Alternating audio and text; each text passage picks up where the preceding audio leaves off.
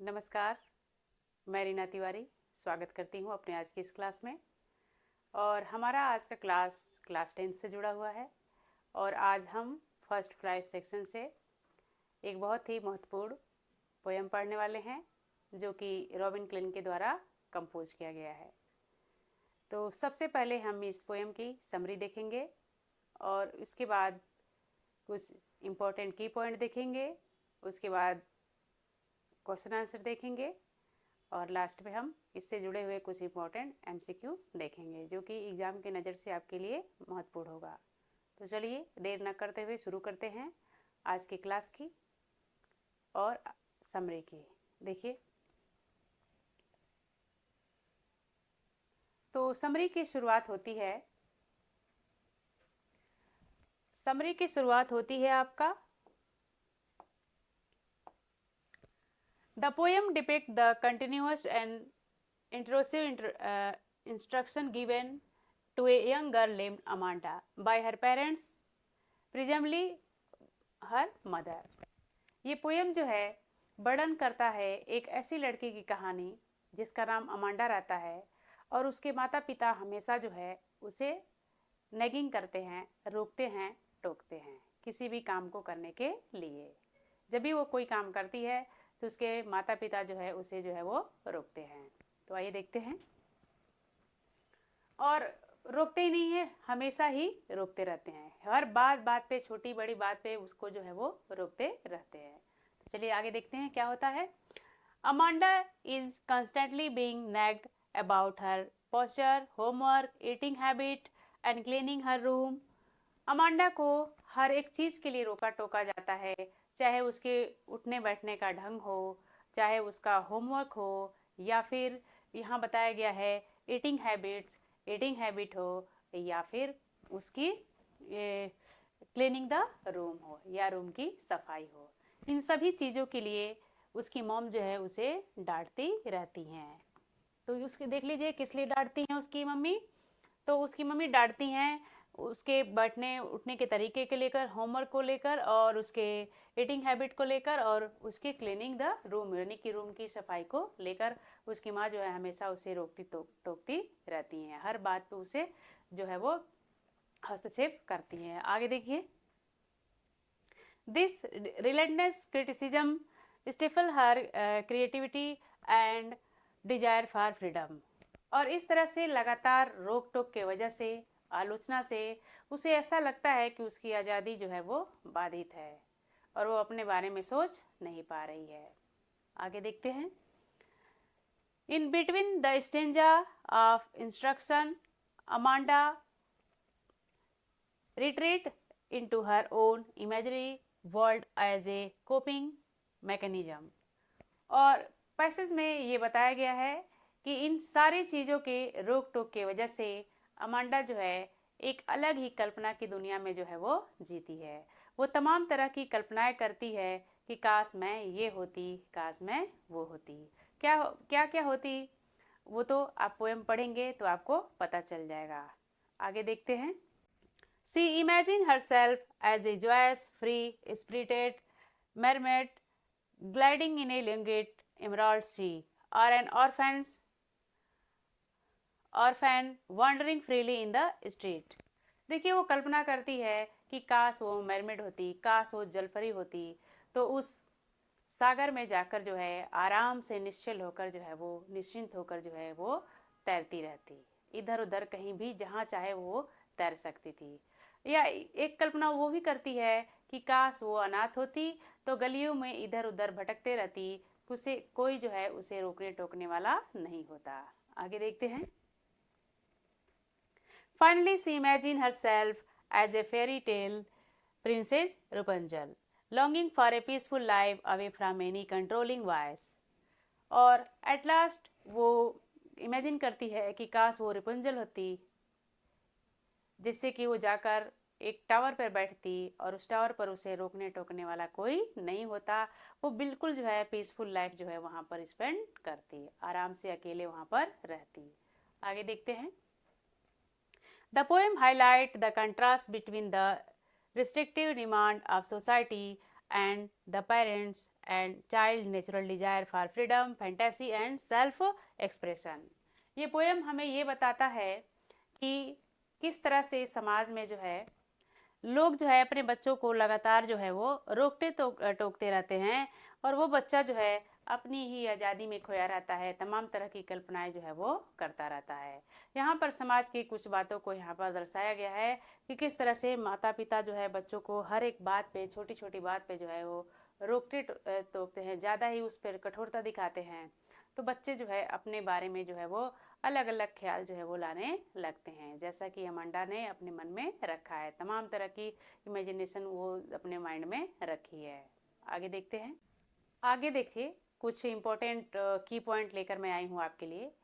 तो इस की पॉइंट से आपको आइडिया लग जाएगा कि आप इस पोएम में क्या पढ़ने वाले हैं और इस पोएम के जो मेन थीम है वो क्या चीज़ है। आइए देखते हैं। यहाँ बताया गया है कि फर्स्ट और सेकंड स्टेंजा के बारे में बताया गया है, instruction and the mermaid fantasy. इसमें जो है फर्स्ट और सेकंड स्टेंजा में उसकी माँ जो है उसे बार बार इंस्ट्रक्शन करती हैं, बार बार निर्देश देती हैं, कुछ बताते रहती हैं, उसको सिखाने के लिए सोचती हैं। और एक चीज़ और बताया गया है कि वो एक फैंटेसी करती है मरमेड होने का, और इंस्ट्रक्शन जो है उसकी माँ जो है वो देती हैं। चलिए देखते हैं क्या है इंस्ट्रक्शन में। Amanda is instructed not to be bite her nail and hunch her soldier, हंस हर शोल्डर। ठीक है, तो इस तरफ से उसकी माँ जो है उसे नाखून चबाने से मना करती हैं, और यही नहीं, उसको कंधा झुकाकर बैठने से भी, हंस से भी जो है उसे मना करती हैं। फैंटेसी में देखिए क्या करते हैं। Amanda ignore the nagging and imagine her self as a mermaid. Amanda जो है नैगिंग, उसकी माँ के नैगिंग को जो है वो जो है थोड़ा सा इग्नोर कर देती है और अपने ख्यालों में खो जाती है कि काश वो मरमेड जो है वो होती, काश वो जलपरी होती। And drifting peacefully in the soft emerald green, और हम उस एमराल्ड ग्रीन में सी में जो है वो चारों तरफ जो है अथाह समुद्र में इधर उधर जहाँ चाहती वहाँ पर भटकती, जहाँ चाहती वहाँ पर तैरती। She wishes she could move slowly and lazily without any rush or restriction.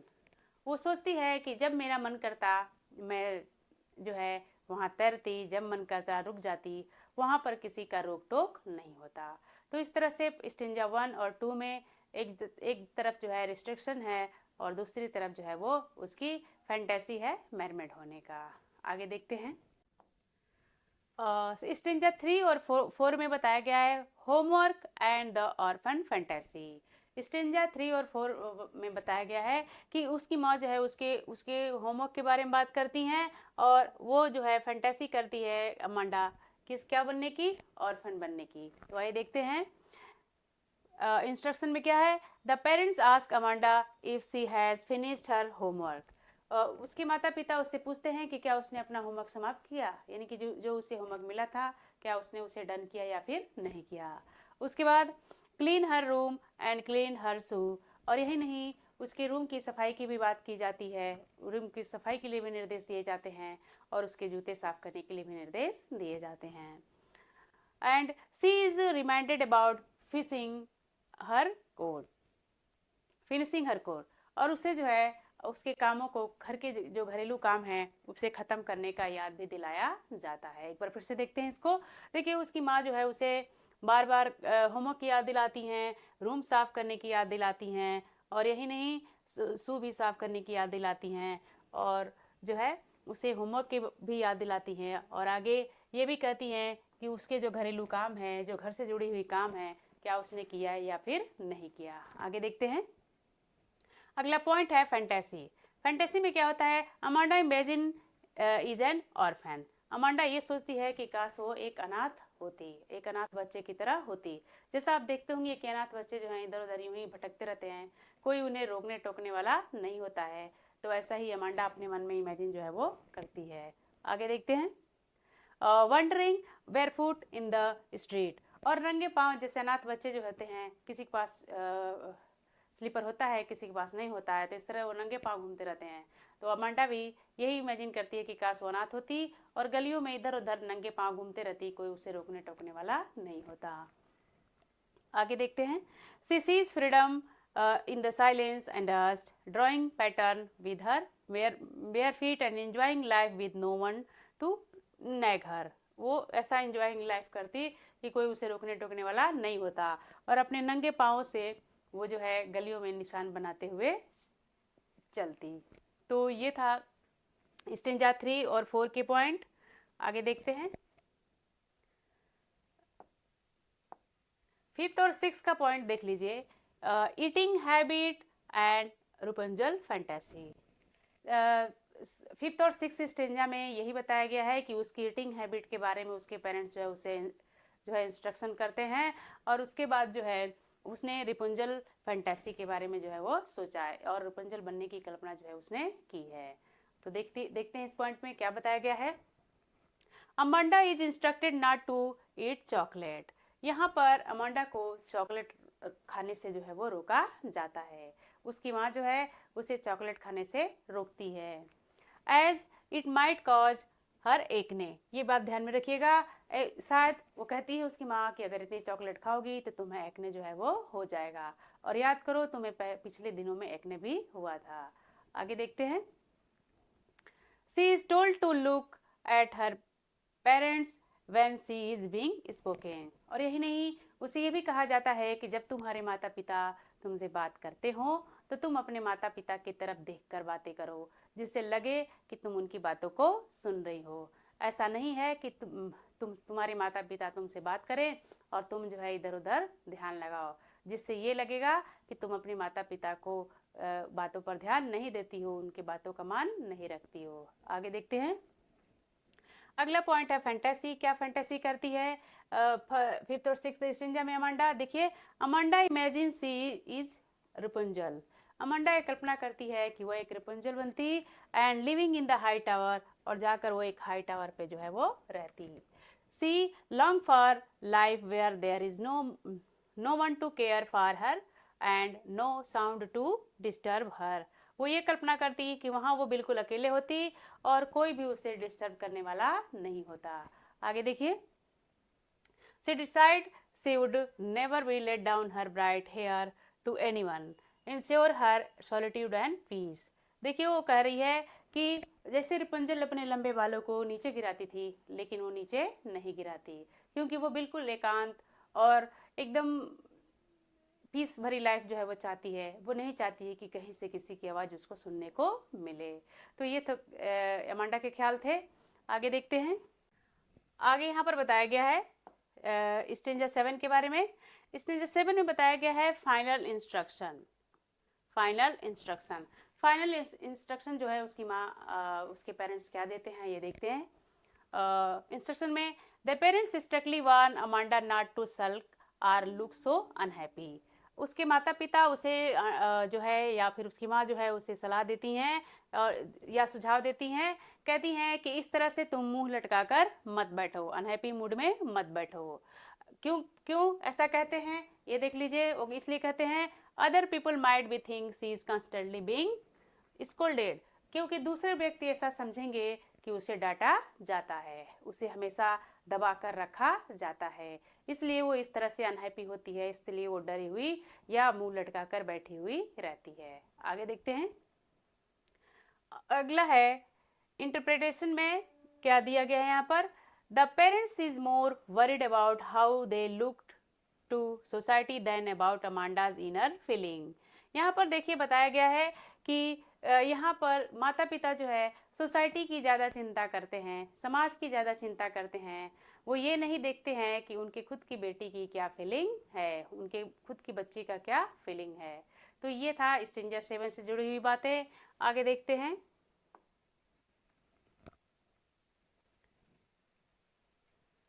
तो इस महत्वपूर्ण की पॉइंट के बाद अब हम पढ़ेंगे इस चैप्टर के कुछ इंपॉर्टेंट क्वेश्चन। तो शुरू करते हैं। पहला क्वेश्चन देखिए, पहले क्वेश्चन में क्या पूछा गया है। पहले क्वेश्चन में आपसे पूछा गया है what is the language emerald see that Amanda wished for. यह बताया गया है कि what is the language emerald see that Amanda wished for. Amanda क्या चाहती है, एमराल्ड सी के बारे में अमांडा जो है वो क्या चाहती है। तो आइए देखते हैं। The language emerald sea is setting in Amanda's imagination. ये लैंग्वेज एमराल्ड सी जो है वो अमांडा के इमेजिनेशन में सेट है। And it represent the place of peace, और ये जो लैंग्वेज एमराल्ड सी है वो रिप्रेजेंट करता है peace, calmness and effortless freedom के बारे में। यहाँ पर लैंग्वेज जो एमराल्ड सी है वो रिप्रेजेंट करता है peace, calmness and effortless freedom के बारे में। Where she can move slowly and lazily as a mermaid, जहाँ पर वो एक जलपरी की तरह कहीं भी आ जा सकती है, कहीं भी तैर सकती है। Next, escaping the constant hurried instruction of her life, और वो बचना चाहती है, लगातार जो उसे जो है नैगिंग किया जाता है उससे वो बचना चाहती है, परेशान हो गई है नैगिंग से। अगला क्वेश्चन देखते हैं, what does the Amanda want to do as an orphan, why is her desire ironic. यहाँ पर बताया गया है कि अमांडा जो है एक ऑर्फन के रूप में क्यों बनना चाहती है, एक अनाथ के रूप में क्यों होना चाहती है, और इसमें क्या आयरनिक है, क्या जो है व्यंग्यात्मक चीज़ें जो है वो बताई गई है। तो चलिए देखते हैं, ये क्वेश्चन जो है कई साल पूछा गया है, आप भी इसे ध्यान से देखिएगा। देखिए क्या पूछा गया है, Amanda want to wander barefoot in the street drawing pattern in the dust. यहाँ बताया जा रहा है कि अमांडा चाहती है कि वो एक अनाथ होती और नंगे पाँव से जो है गलियों में जाती, और धूल पर जो है उसके पैरों के निशान पड़ते, मिट्टी पे उसके पैरों के निशान, खाली पैरों के निशान जो है वो पड़ते। आगे देखते हैं, this is ironic because most children desire parental love and security but Amanda long for to be orphan to achieve freedom. यहाँ पर आयरनिक इसलिए है क्योंकि बहुत सारे बच्चे ये चाहते हैं कि वो हमेशा अपने माता पिता के साथ रहें, उनके प्यार की चाहत रखते हैं, उनके मान सम्मान की चाहत रखते हैं, जबकि अमांडा जो है वो एक अनाथ बनना चाहती है और वो गलियों में इधर उधर भटकना चाहती है। आगे देखते हैं, इनसिक्योरिटी एंड नैगिंग। अब किससे बचना चाहती है, अपनी माता पिता के, अपने पेरेंट्स से नैगिंग और बार बार जो रोक टोक होती है उससे बचना चाहती है। आगे देखते हैं, अगला क्वेश्चन देखते हैं, why does the parent forbid Amanda from eating chocolate. Amanda के जो पेरेंट्स होते हैं, माता पिता जो होते हैं, उसे चॉकलेट खाने से क्यों मना करते हैं। तो चलिए देखते हैं, the parent forbid Amanda from eating chocolate because she concern about Amanda's appearance. Amanda के माता पिता उसे चॉकलेट खाने से इसलिए मना करते हैं क्योंकि उसके अपीयरेंस से, उसके रूपरेखा से वो के बारे में सोचते हैं, उसकी सुंदरता के बारे में सोचते हैं। आगे देखते हैं, the parents is worried that eating chocolate will cause acne. उसके माता पिता ये सोचते हैं कि अगर वो ज़्यादा चॉकलेट खाएगी तो उसे एक्ने जो है वो हो जाएगा। आगे देखते हैं, showing an emphasis of external beauty and health control।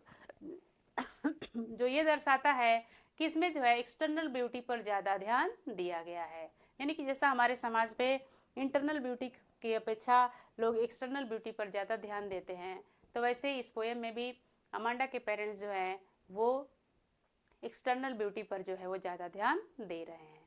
आगे देखते हैं, नेक्स्ट क्वेश्चन में, what does the constant nagging tell us about Amanda's parents.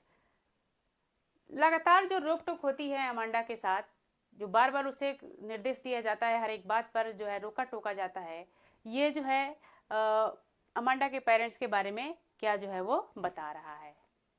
Amanda के पेरेंट्स के बारे में क्या बता रहा है, क्योंकि वो लोग बार बार उसे हर एक बात पर जो है रोकते टोकते रहते हैं, वो भी कंटिन्यूसली, लगातार।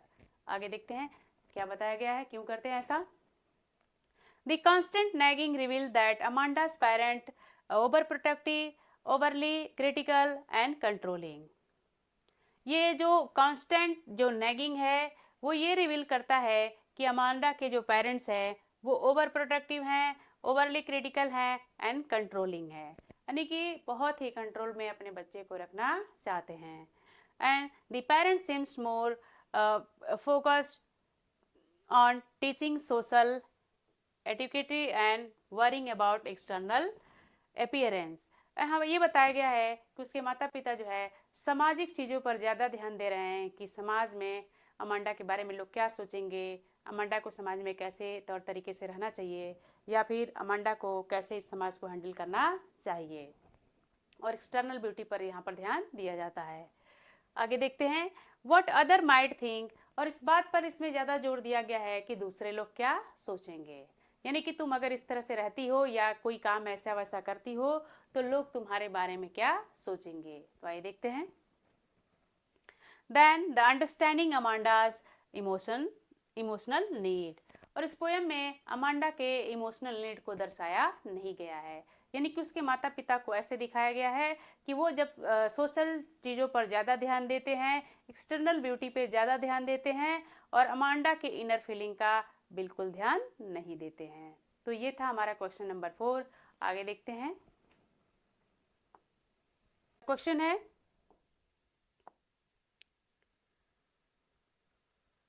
what does Amanda mean when she says she will never let down her bright hair?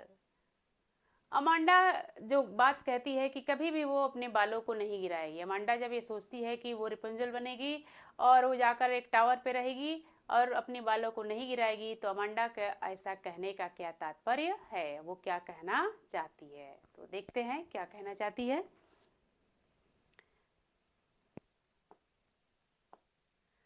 देखिए क्या कहना चाहती है। As Rapunzel letting down her hair was the only way to allow visitor, जैसा कि रेपुंजल जब अपने बालों को गिराती थी तो लोग उसके बालों के सहारे जो है टावर पर चढ़ जाते हैं, ऐसा कहानियाँ सुनने में आती हैं। लेकिन यहाँ बताया गया है कि by deciding never to let down Amanda means she wanted to secure her solitude and peace, यानी कि अमांडा का अगर मतलब है ये कहना कि वो अपने बालों को कभी नहीं गिराएगी, उसका एक ही मतलब है कि वो जो है वो सिक्योर हर सॉलिट्यूड, अपनी एकांत जो भावना है, एकांत में जो रहना चाहती है उसे सिक्योर करना चाहती है, और पीस अपनी शांति को बनाए रखना चाहती है। आगे देखते हैं। She does not want any interference और इंट्रोजन फ्रॉम द आउटसाइड वर्ल्ड, वो नहीं चाहती कि बाहरी कोई जो है उसके शांति में, उसके एकांतमय जीवन में जो है हस्तक्षेप करे। इसी वजह से वो नहीं चाहती कि कभी वो अपने बालों को नीचे गिराएगी, जिससे कि अगर नहीं गिराएगी तो कोई उस तक नहीं पहुंचेगा और वो एकदम एकांत जो है वो रहेगी, कोई उससे इंटरफेयर नहीं करेगा। तो इम्पोर्टेंट क्वेश्चन के बाद अब हम देखेंगे कुछ इम्पोर्टेंट MCQ। तो चलिए देर न करते हुए इसकी भी शुरुआत करते हैं। तो सबसे पहला क्वेश्चन है, what does the parents repeatedly instruct Amanda to avoid doing with her shoulder. यहाँ पर बताया गया है कि लगातार उसके पेरेंट्स क्या कहना चाहते हैं अमांडा के स्लैजिंग के बारे में, यानी कि वो शोल्डर के बारे में। तो ये देखते हैं क्या कहना चाहते हैं। Shaking them, scratching them and hunching them. देखिए हंचिंग देम वो कहते हैं कि अपने शोल्डर को झुकाकर मत बैठो, अपने कंधे को झुकाकर मत बैठो, तो इसलिए यहाँ पर ऑप्शन नंबर सी जो है वो करेक्ट है। ऑप्शन नंबर सी हंचिंग देम आपका ऑप्शन जो है वो करेक्ट है। आगे देखते हैं। अगला क्वेश्चन है, what is the poetic device used in the line stop that slouching and sit up straight. आपको पोएम की एक लाइन दी गई है, stop that slouching and sit up straight, सीधा बैठने के लिए कहा गया है और इस लाइन में, और इसमें कौन सा जो है लिटरेरी डिवाइस यूज़ किया गया है, पोएटिक डिवाइस यूज़ किया गया है। तो देखिए इसमें जो है बार बार जो है एस साउंड रिपीट किया गया है, इसलिए हमारा ऑप्शन नंबर सी एलिट्रेशन जो है वो सही है। आगे देखते हैं। अगला क्वेश्चन है, Amanda wishes to be an orphan primarily to. Amanda जो है वो ऑर्फन बनना चाहती है, एक अनाथ बनना चाहती है। आइए देखते हैं उसका रीजन। फाइंड न्यू पेरेंट्स, नया माता पिता चाहती है, ऐसा कुछ भी नहीं है। इंजॉइंग फ्रीडम एंड साइलेंस, और तो यहाँ पर वो है फ्रीडम और साइलेंस का एंजॉय करना चाहती है, इसलिए ऑप्शन नंबर बी जो है वो करेक्ट है। Next, What does the word language suggest? About the sea? Amanda imagines. यहाँ पर क्वेश्चन किया गया fourth. What does the word language suggest about the sea? Amanda imagine. इसमें पोएम में एक वर्ड दिया गया है लैंग्वेज. ये क्या सजेस्ट करता है सी के संदर्भ में, अमांडा से जुड़ा हुआ. तो देखिए वो क्या है. Fast and energetic, relaxed and lazy. तो यहाँ पर जो है ऑप्शन नंबर बी जो है वो करेक्ट है, क्योंकि अमांडा चाहती है वो काफ़ी रिलैक्स रहे, लेजली रहे, जब चाहे करे जब चाहे ना करे, यानी कि जब चाहे तैरे जब चाहे ना तैरे. आगे देखते हैं. फिफ्थ क्वेश्चन है, why does the parents question Amanda again eating chocolate. यहाँ बताया गया है कि अमांडा के पेरेंट्स जो है बार बार जो है चॉकलेट को लेकर क्यों सावधानी बरतते हैं. क्यों बरतते हैं देखिए. It is bad for her teeth, उसके दांतों के लिए ख़राब होगा. इट इज़ टू एक्सपेंसिव, ये काफ़ी महंगा होगा. And it might cause acne, और ये उसके एक्ने का कारण जो है वो बन सकता है. तो पोएम में जो है एक्ने को जो है वो प्रेफर किया गया है, इसलिए ऑप्शन नंबर सी जो है वो करेक्ट है. अगला क्वेश्चन है, Amanda see her self as Rapunzel because she yearn far.